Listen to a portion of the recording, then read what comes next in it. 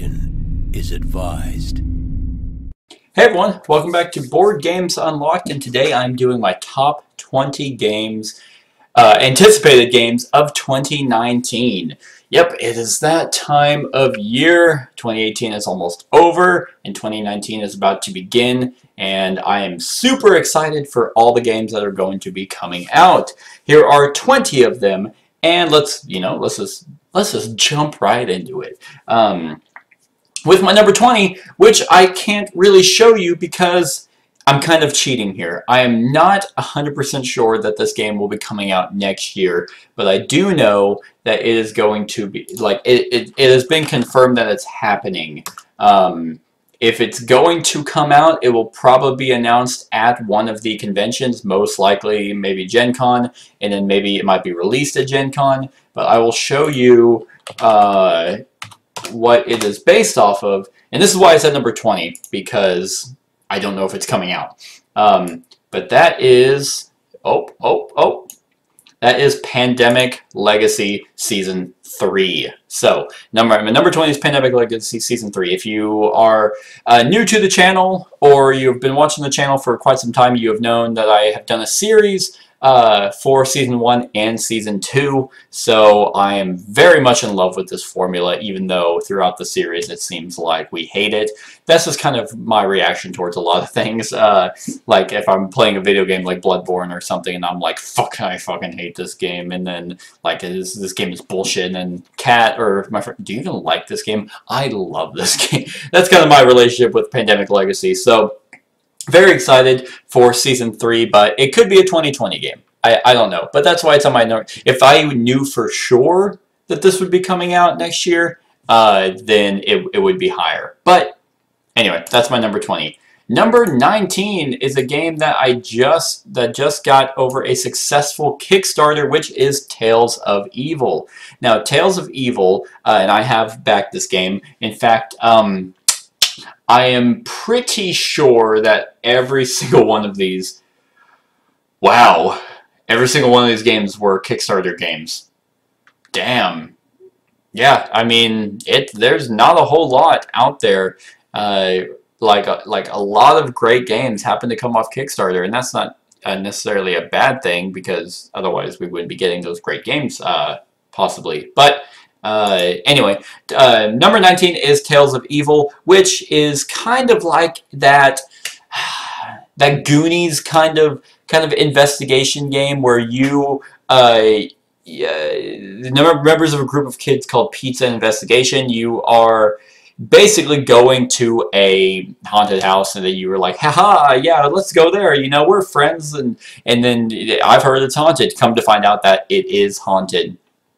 So, basically, a lot of how this story, to my understanding, plays is that, yeah, you're in kind of this B-movie horror, you know, scary stuff that can go on, but you actually make choices, and the choices you make can affect your game. I don't think it's a legacy game, but it is kind of that, well, you know, should we go left or right? I'm making this up. Left or right? If you go left, Susan can get kidnapped. Oh no! But if you had gone right, that couldn't have happened. So things can progress, and the choices that you make can affect you. I am all about choices in games. RPGs are one of my favorites to play, not just in board games, but video games as well. So I'm hoping that they do a good job, and you feel the weight of your choices and the impact that you can cause. So that is my number 19.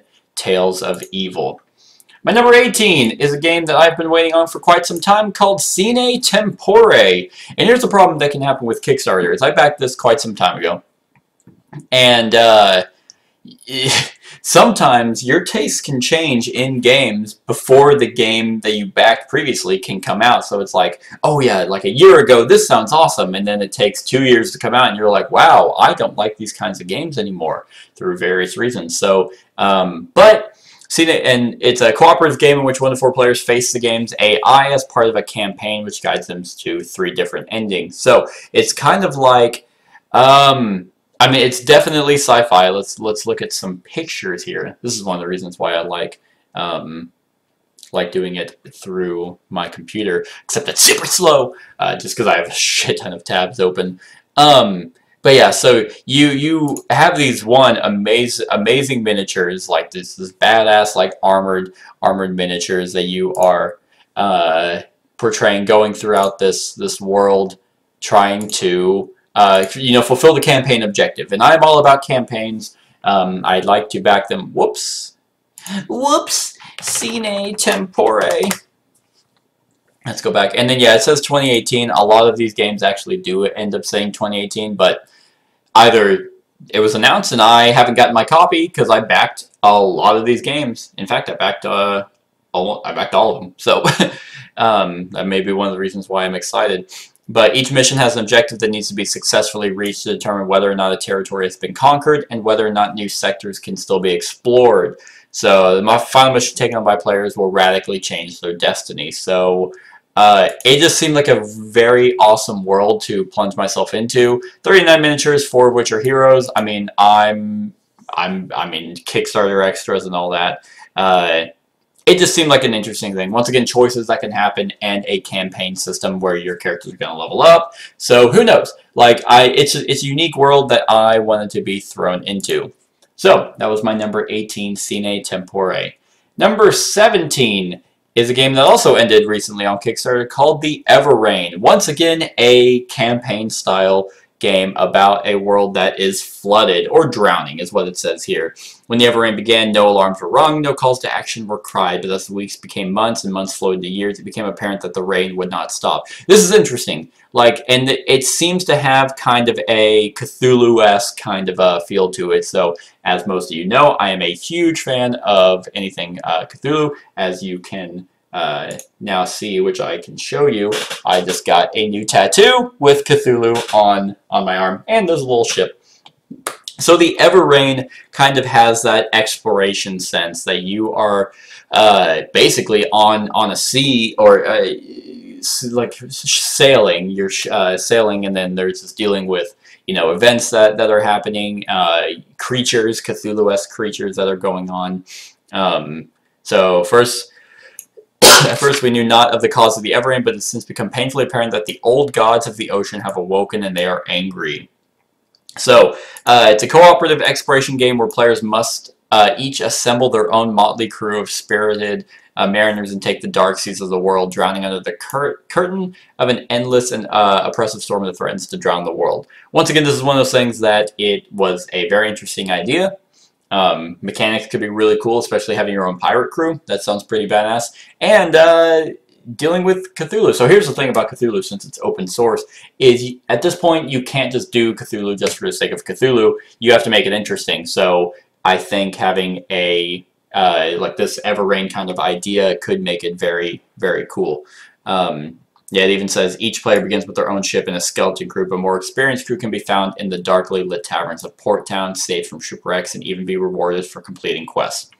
Seems really awesome. So that is my number, excuse me, my number 17, The Everrain. My number 16 technically has already been released, but it just had a secondary Kickstarter, so my copy will be coming in 2019, called Bargain Quest. Essentially, it came out and it was out of stock almost immediately, and then they were like, oh, people want our game? Well, great, let's go ahead and reprint it.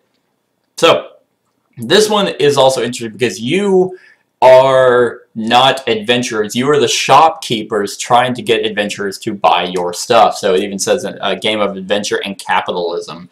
So you're trying to make the most money from your shop to sell the heroes. It reminds me, there was another game that did something similar to this, where I guess, I mean, more or less what's popping in my head right now is Alchemist.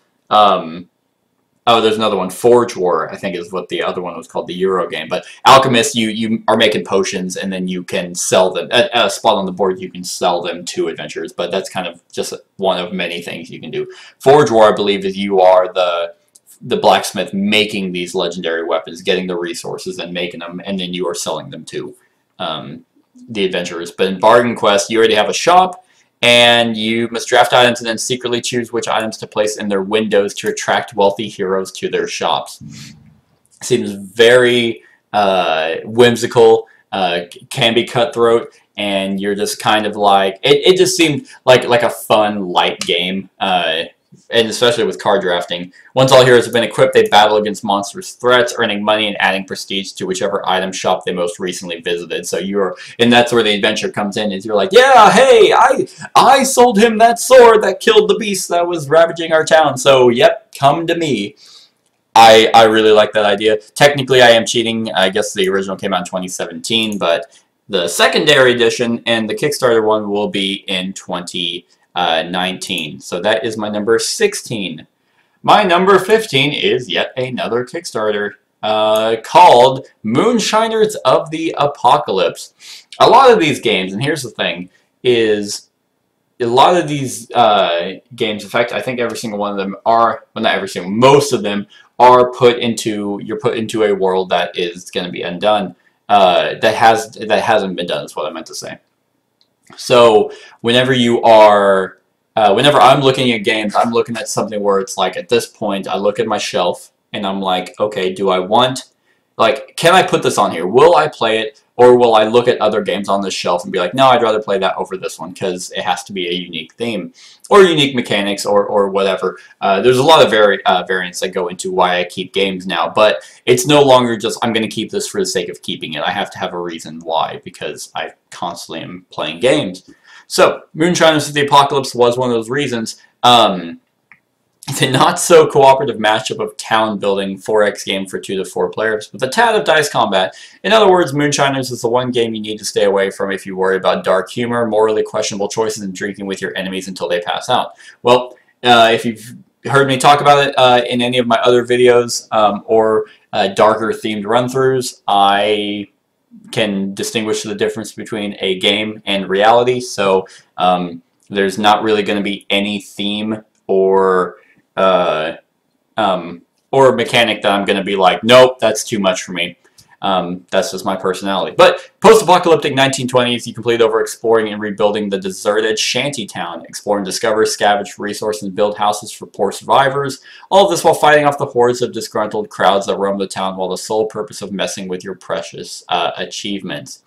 So, I always liked the idea of, like, moonshining back in the 1920s, especially because it's an alternate, well, another post-apocalyptic thing, so that's a very unique idea, and I really should just right-click and open this in a different tab instead of just losing my spot.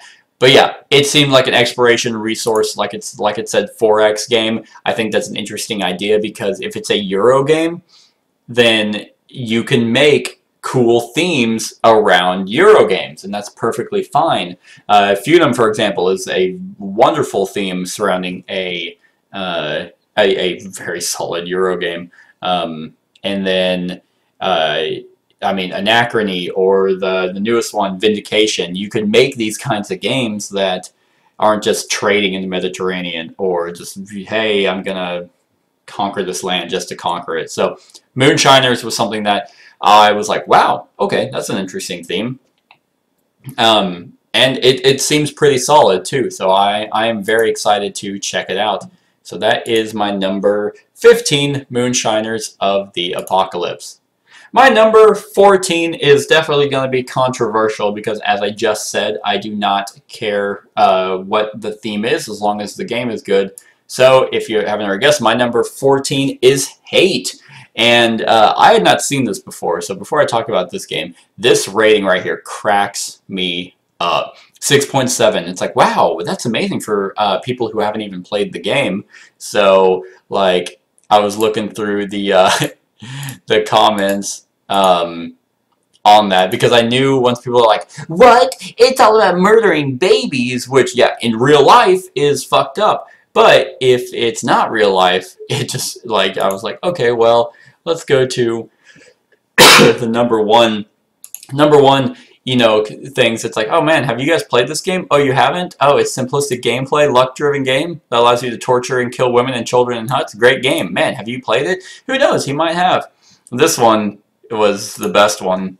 Suffering of others, be it in games and films or of course in real life, in my honest opinion, is a monster, worse than the worst of beast. This game, like Secret Hitler, is not in our collection, but when it comes to this degree of obscenity, how not to react. How about you just fucking don't deal with it? Like, that's the fucking problem, is people have to take it upon themselves. I have to be the hero and get my opinion out there. Look, if it's not for you, it's not for you. That's perfectly okay. But don't shit on others for enjoying a game. Like, it's a game. Like, I'm not going to play this game and be like, you know, actually, I think stomping babies to death is actually a really okay idea. Get the fuck over yourself.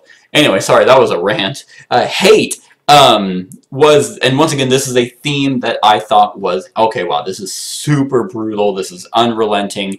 Like, this is going to be insane. And I commend Simon for actually doing this and going through with it. Like, I'm sure they got a shit ton of backlash for you know, for actually doing the IP, and, you know, I'm sure there were a lot of 10s in there, and then a lot of 7s and 8s for whatever reason. The game's not even out for it to merit a rating anyway.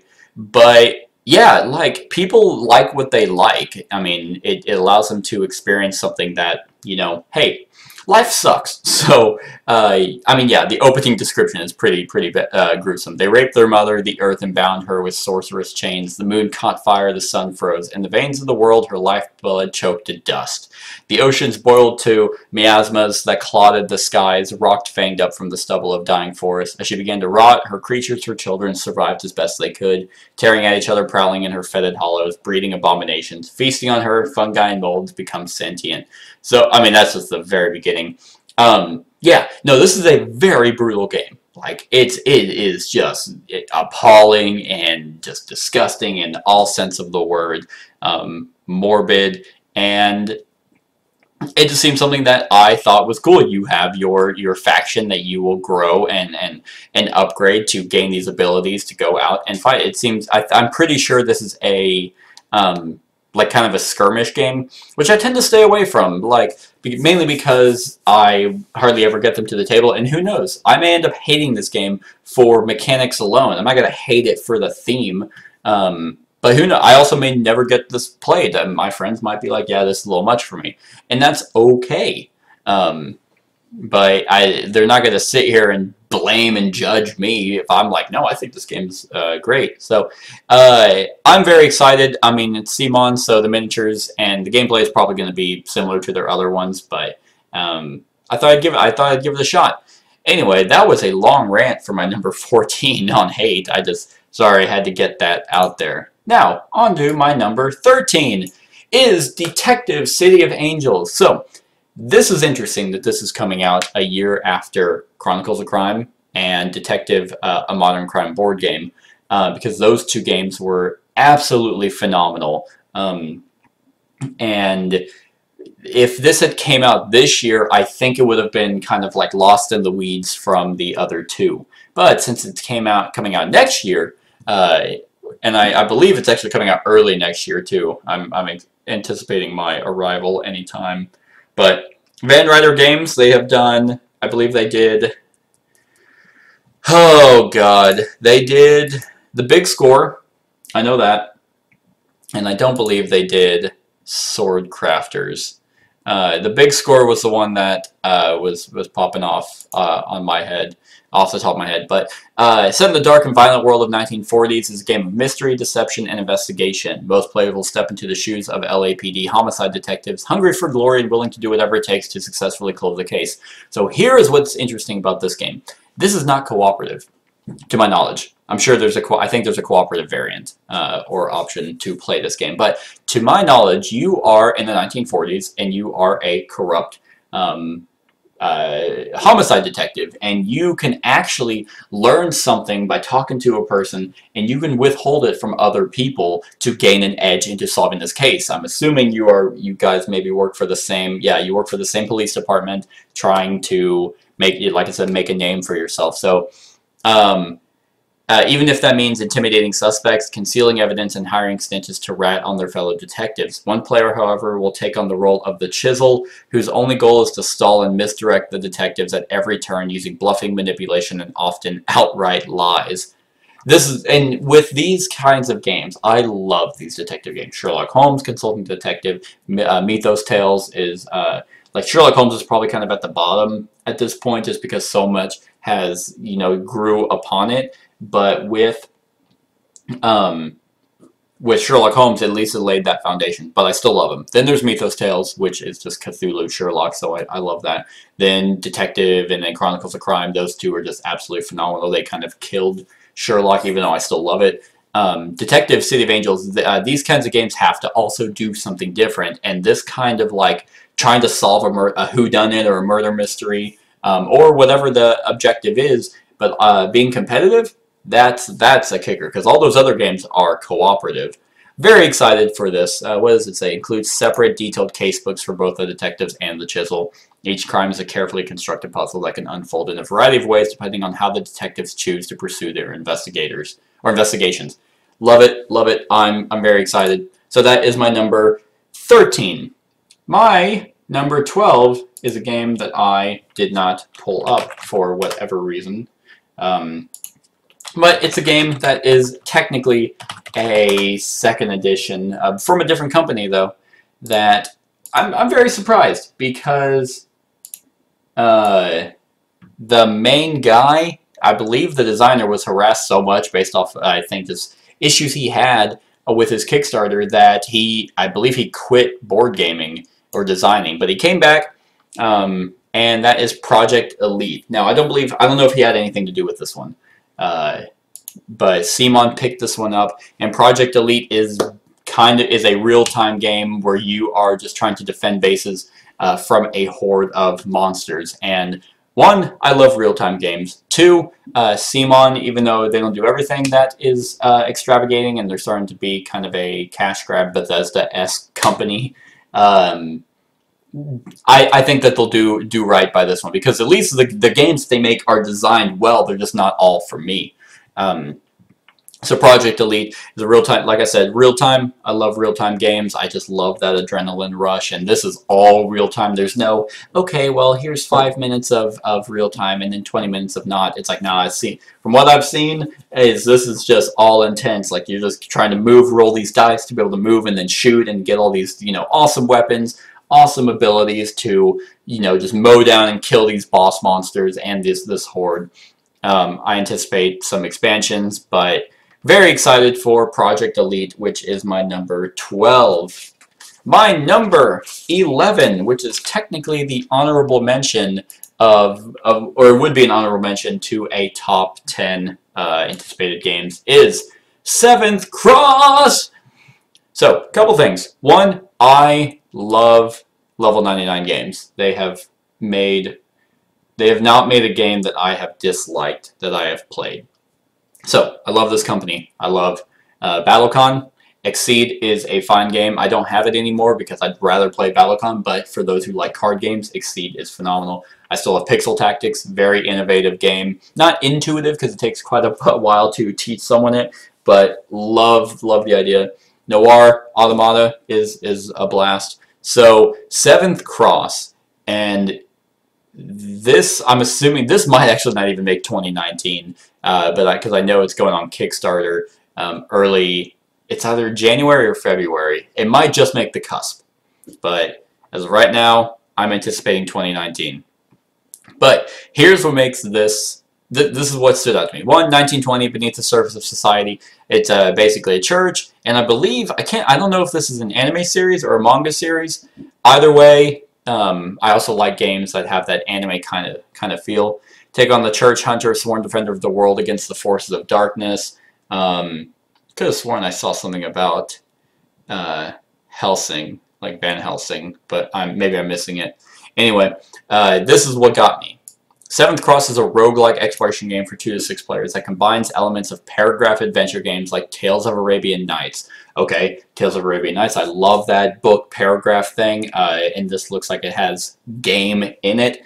And exploration events like Betrayal at the House on the Hill to form a Castlevania Bloodborne Helsing. There's Helsing, sort of, like, there it is, right there. Bloodborne, yep, I'm in. Like, Castlevania just finished the 2nd season to the anime series, and I have played the SNES game. I'm in. Helsing, fucking badass. Like, a narrative adventure set in this kind of world with that exploration elements, and, oh man, this is going to be amazing. Like, I am super excited. I think the reason why it's also not higher is because, whereas I know for a fact this is going on Kickstarter, I don't know if it'll be out in time for 2019. I hope it is, because I very much want it. So that is my number 11. My number 10, getting to the top 10 of games, is another Kickstarter game called Dark Venture. Now, this also says 2018. Not true. It went on Kickstarter in 2018, so I'm sure it'll be out by next year. This one's very interesting, and it's really at my number 10 because of production alone. Like, if we look at, let's see, if we look at the art for this game, this is kind of that 90s retro style art, and it like, I don't know how best to describe this kind of artwork, except it seems very 90s, like VHS kind of. This would be the cartoon that would come out, or a game that would come out in the 90s, and I'm very intrigued by this, and it kind of reminds me of Post-Human, with the different tiles that you lay to explore the land, but it's not going to be your own personal, section that you're exploring. Even if it was, I would very much like that. But their Kickstarter video was super old school as well, and I thought that was intriguing. Yeah, retro story-based adventure card game where players construct a twisting narrative to explore a dystopian future with their heroes completing quests to win the game.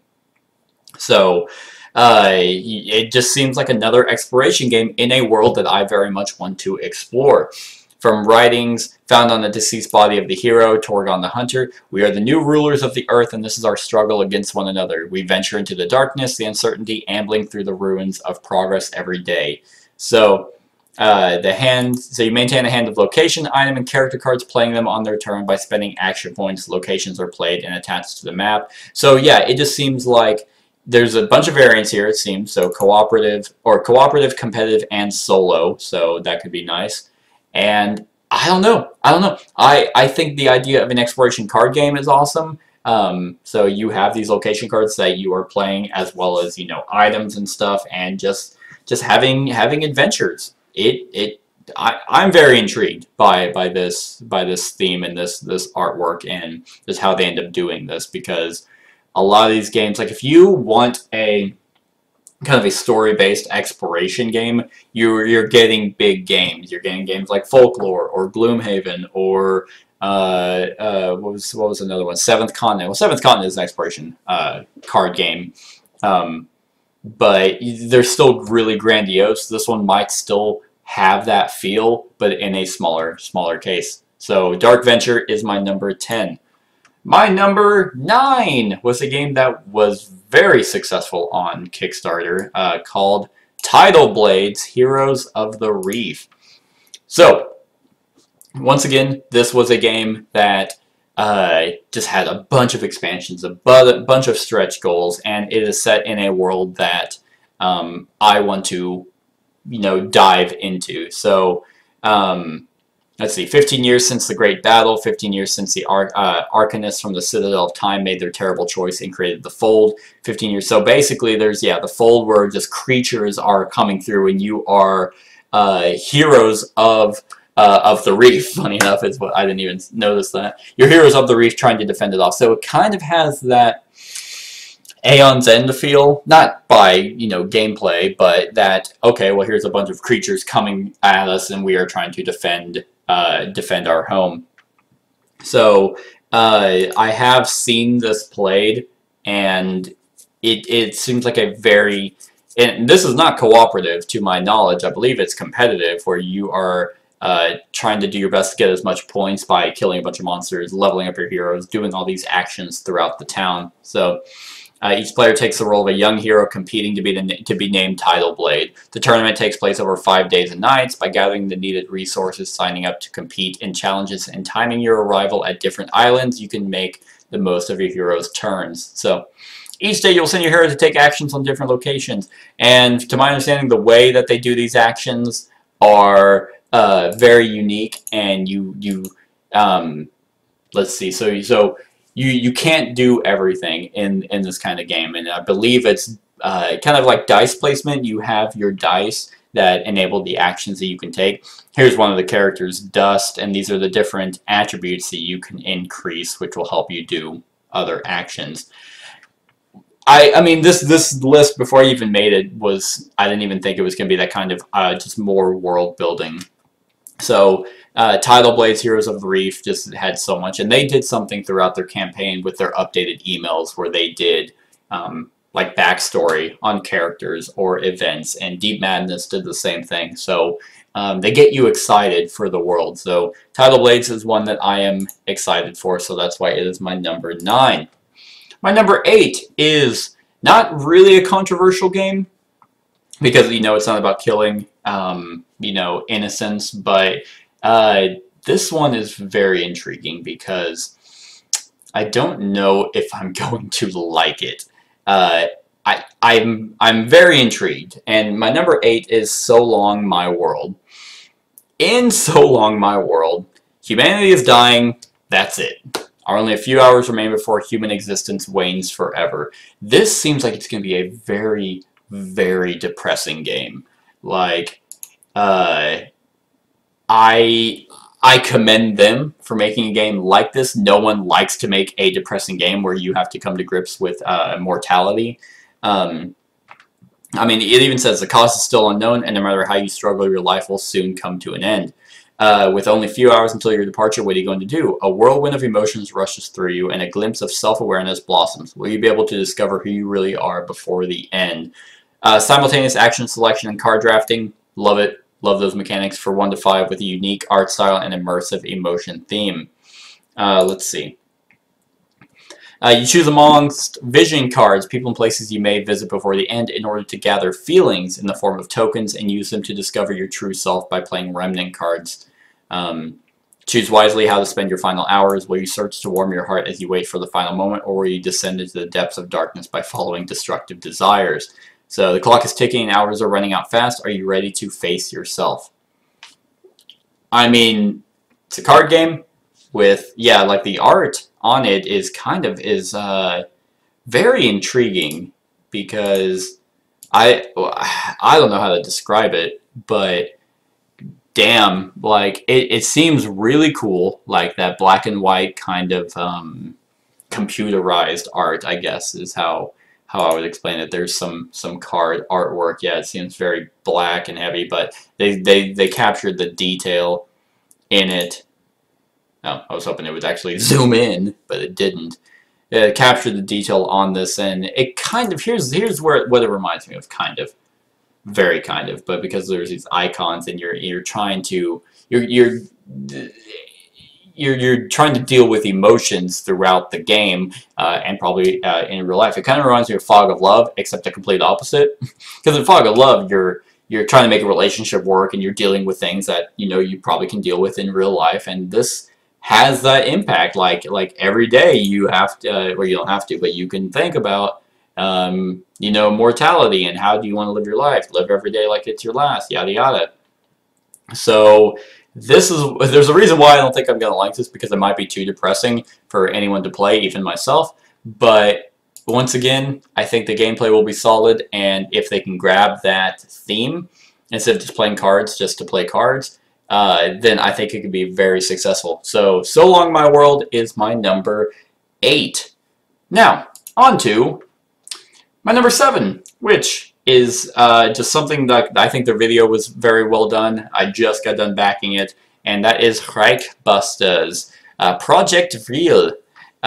This is a game about killing. It's like killing like Nazis and killing all these abominations in a alternate history World War II game. It is late December 1944, and on the face of it, history has unfolded as we know it, but things are about to change.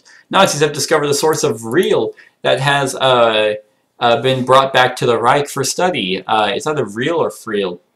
Is a source of energy that can control all types of matter. It can destroy like lightning or replenish life. So instead of just the typical run and kill Nazis like Wolfenstein, which is a very, very fun video game, this is like that alternate, oh wow, you made some creatures. Like you got some resource that actually makes fighting these things completely different than just killing a regular person. But so you go on these things called missions, which are pretty much your objectives. I don't think this is campaign driven, but with the heroes infiltrating, making the use of stealth, hidden actions, and minimizing noise to make their way towards their objective undetected. Players will have to choose how long to remain quiet because time will be of the essence. Inevitably, however, the Nazis will discover the presence of the heroes, and once the alarm is raised, players need to be prepared for all hell to break loose.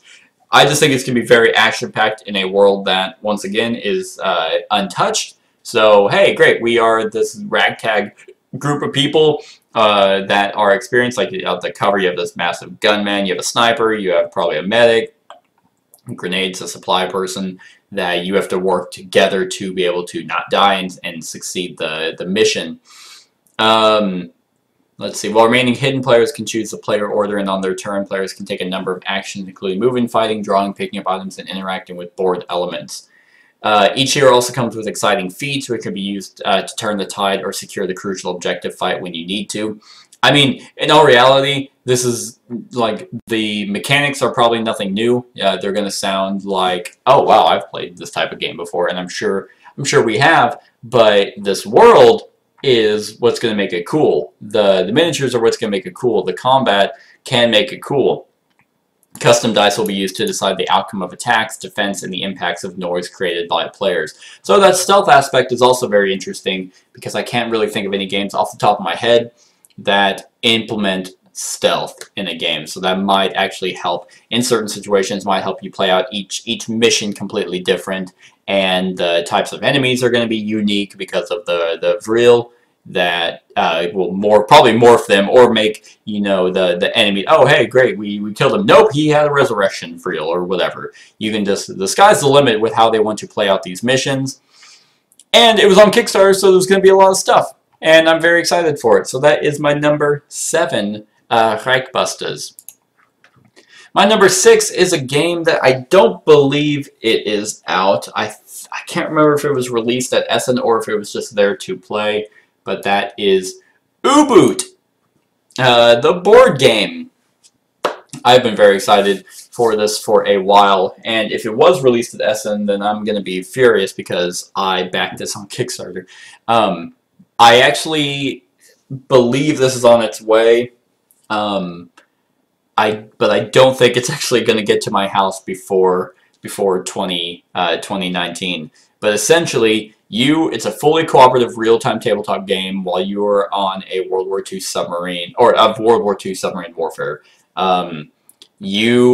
It's kind of like Captain Sonar, but more in-depth. It's not just the, okay, move, move, move. You have all of that. You have, like it says, the captain, the first officer, the navigator, and the chief engineer all have their own specific roles on what they can do, moving around the 3D boat. Let's see if I can find some pictures. Let's see. Yep, 3D boat. These are like where you do all of the actions. You can come on top, and you can't if you're submerged, but you can raise up and then do stuff up here, and how you move through these different spots, or where you can do actions, and then everyone has their own role to play. Each of the 4 roles requires unique responsibilities, encouraging the players to develop an efficient communication scheme and use genuine Navy terminology. The captain oversees the completion of mission objectives, supervises action points. A first officer operates the companion app. So, that's the other kicker, is this game has an app that is probably why it actually took up so much space, because you have to utilize this app throughout the game with, and I know one thing for specific is that if you're going to use the, what is it, telescope or periscope, whatever it is, the thing that rises above the water, you can look through that and with the app, and that's how you try and find other submarines. Now, what I don't know, to be honest, the idea behind the companion app is to deliver a real-time, realistic gameplay experience. To that end, the app features the most essential instruments of the U-boat, such as the periscope, hey, I was right, the hydrophone, and the Enigma, among others. Rest assured, however, the vast majority of gameplay traditionally takes place on the game board. I mean, I'm sure they said that just for, hey, the people who bitch about apps, there you go, still buy our game. I love apps in games, so I think it's awesome. That was one of the things that drew me to this game.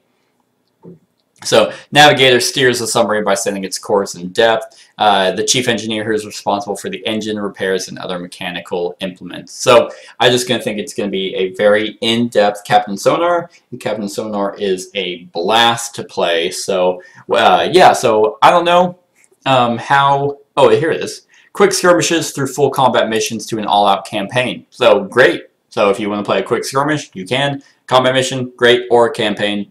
I am completely down for that. So I'm hoping it doesn't get samey though. But if they utilize the app very well and have unique missions or a very interesting campaign, I don't know if it's going to be a story-based campaign or if it's going to be a campaign where you just do 10 missions in a row. I don't know, but very excited for this one. And I mean, 3D, can't go wrong with. App, great. So that is my number 6. So I had some technical issues. Anyway, we are going to continue with the list with number 5, which is another game that I have backed on Kickstarter called Black Rose Wars. Now, Black Rose Wars I am very excited for because to me, it seems like it's going to be a more gamer-like Wiz War. And then if you don't know, Wiz War is a game about battling mages in an arena, running around in like this maze-like board, trying to capture someone's treasure or kill them and gain points. And you just have a bunch of different schools of magic that you can shuffle together and then create a just a deck of cards that you will then play to cast these spells. Very whimsical, very lighthearted, and it's a blast to play. Black Rose Wars seems that, but more strategic. A lot of the cards seem to be more like more detailed, or they have like more abilities. Like let's see, like this one up here. Actually, they're dual sided, so you can do Obscure Explosion, inflict 2 damage to all models in the targeted room, or you can do the other side, which would have a different kind of spell. And there's also different kinds of schools of magic as well. Then you have more of these rooms that have special abilities, and I'm very excited because I know someone at the time was like, oh, and here's your wizards, your mages, because you basically align these spells to go in a certain order. You kind of like prep them.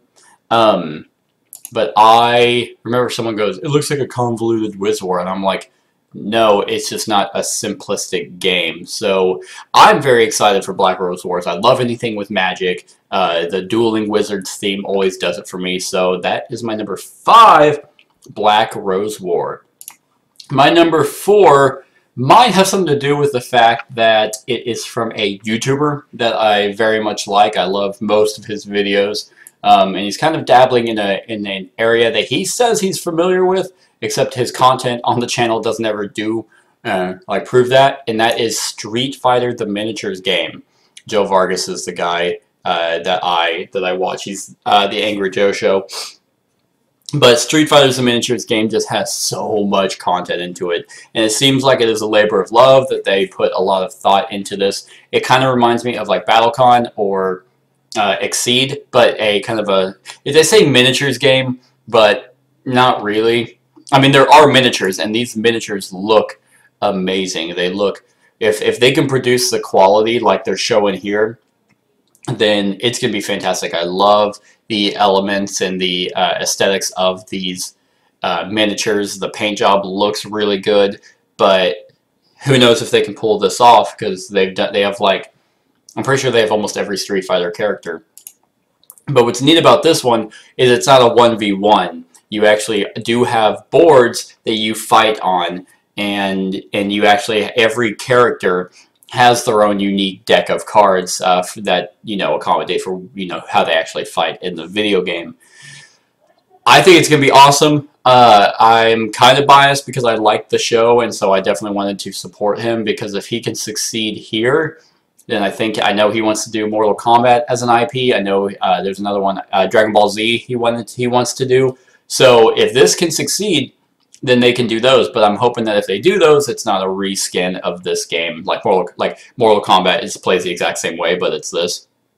What I do like about this is, instead of it being a 1v1, you can play 2 to 6 players to simulate fights, and each fighter has a specific 40-card battle deck.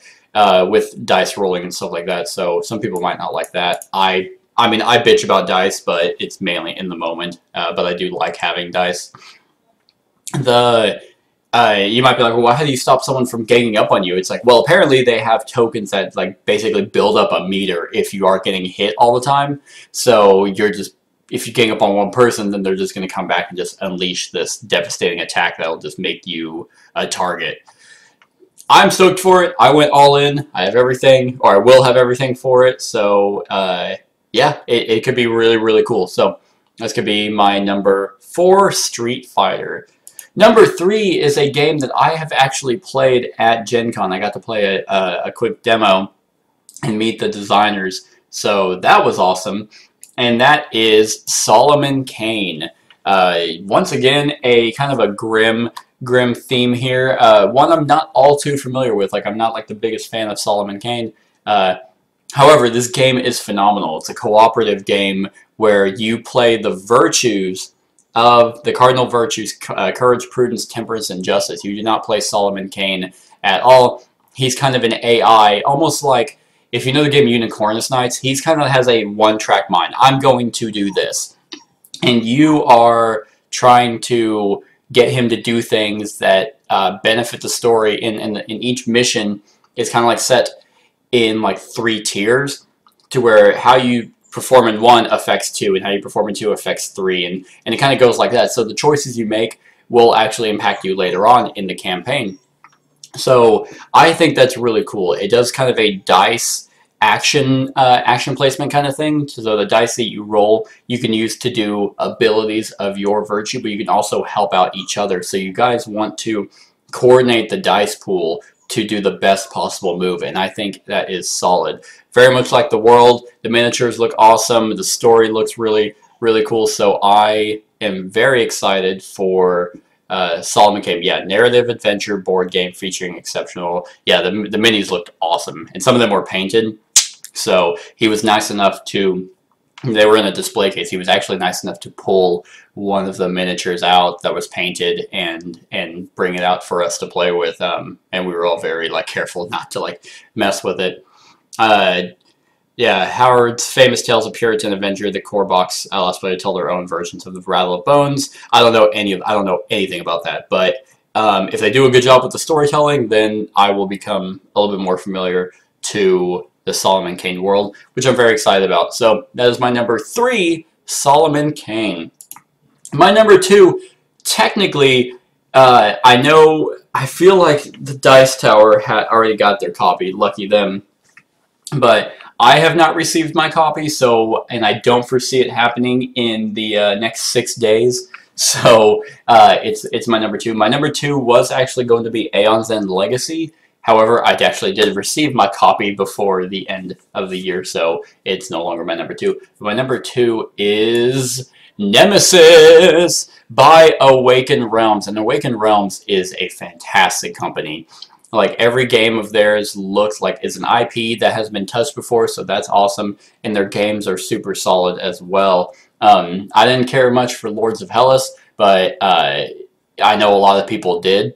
It wasn't the worst game I've ever played, but I definitely did not have a good time with it. However, Nemesis is pretty much Alien, the board game. Kind of like how like War of the Rings, Lord of the Rings in a box. This kind of feels like that, like it was very much inspired by Alien, which is perfectly fine because the Alien movies are awesome. Sorry, Alien 1 and 2 are awesome. 3 is okay, 4 is hot garbage, and then the Covenant and fucking all those other trashy movies.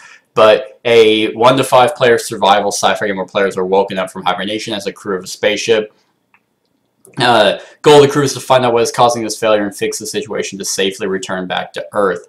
So it's a cooperation game, so with bluffing, backstabbing, and other elements of sci-fi. So it's a semi-cooperative game, and that is the only thing that makes me nervous about Nemesis, is the semi-cooperative nature, because most of the time it does not.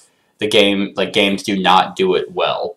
Like, it's usually, once you realize it's semi-cooperative, it becomes competitive. Like, it's like, well, like, that's just the nature of the beast. It's basically like, no, we really do need to work together, but I won't win if I help you, so I'm not going to help you. It's like, okay. So it becomes competitive. But This company, I have faith in. They might be able to pull it off, at least close enough. So, I mean, the atmosphere, the theme, the miniatures look awesome. Let's look at some pictures here. So yeah, that's just one of. I mean, that's clearly a xenomorph. Like, I mean, it is damn near close. And then here's the characters: the captain, scientist, scout, pilot. So I wonder if there's a picture of the board that I could. Yeah, that's pretty close. So this is the board. It looks like some of the tiles actually flip over. You're gonna have to go to different rooms to figure out what's going on. I just think it's going to be a solid game. I'm very excited to get my copy, and I believe it's on its way. So it's just, I can't wait for this company to start making more games, because they are just on fire right now. So that is my number 2, Nemesis. And finally, my number 1, which this game, once it was announced, skyrocketed to number 1. I am very excited about this game. I think it's actually currently on Kickstarter at the moment. So it is Tainted Grail: Fall of Avalon. Like, everything about this game is just like firing on all cylinders for me to get my copy, or for me to want to play it. So Awakened Realms, funny enough, is actually on this list twice, which I can't wait for. This one is about, you are kind of the B team from the Arthurian legends, so that's a really cool theme. And then it kind of reminds me a little bit about Dark Souls. Now, a lot of people are saying this kind of has a Dark Souls vibe, because the world is kind of about to be enveloped in darkness, and you have these beacons of light that are helping push back that darkness. So from my understanding, you're going out trying to find more of these to keep them alit. And the Knights of the Round Table actually went off and they're missing, so that is that. And so you're kind of the B team trying to be like, hey, what the fuck happened? But from what it seems like, it's a mix of Seventh Continent, which is phenomenal, and Gloomhaven, which is also phenomenal, where each character has, like, their own deck of cards that they can mitigate and do some slight deck building, as well as the world exploration. Let's see if I can find some of the, because the map is the cards. So this is what the map is going to look like. So you have these, like a Hunter's Grove, and that's one of the cards, and it has the numbers for, the cards that go next to it, same way Seventh Continent does. And you will actually flip these to interact with that spot, or different spots on the map. So not quite like Seventh Continent, where you look at other cards and pull them, but it has this gorgeous artwork that's very, and it's a very dark world, so that kind of also seems to be the theme of this 2019 anticipated games list, because I mean, it's a shitty world to live in. Like, I know that there's instances where you can run into people who have been, who have been raped, or who want to commit suicide, all these grim themes that aren't going to resonate with a lot of people. But I mean, like I've said before, it's a game. You're not condoning the actions. It's just part of the world. So it's like, and I don't know.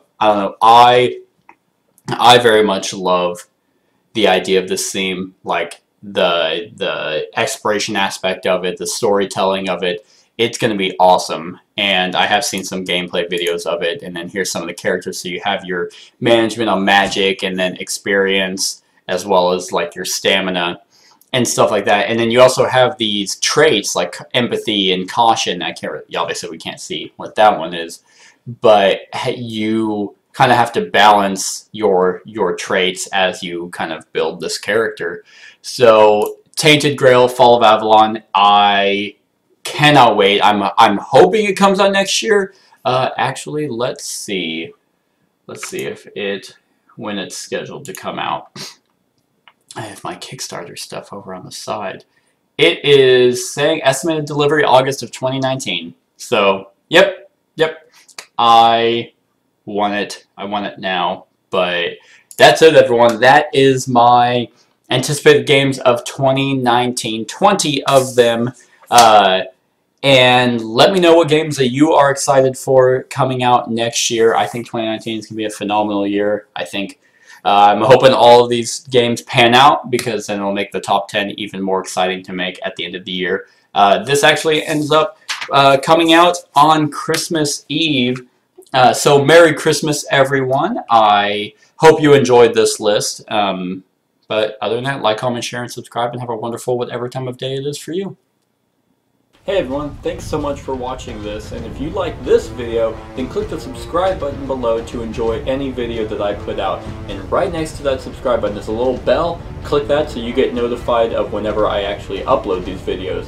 If you want to support the channel, you can definitely visit my Patreon page. The link is in the description below. Other than that, like, comment, share, and subscribe, and have a wonderful whatever time of day it is for you.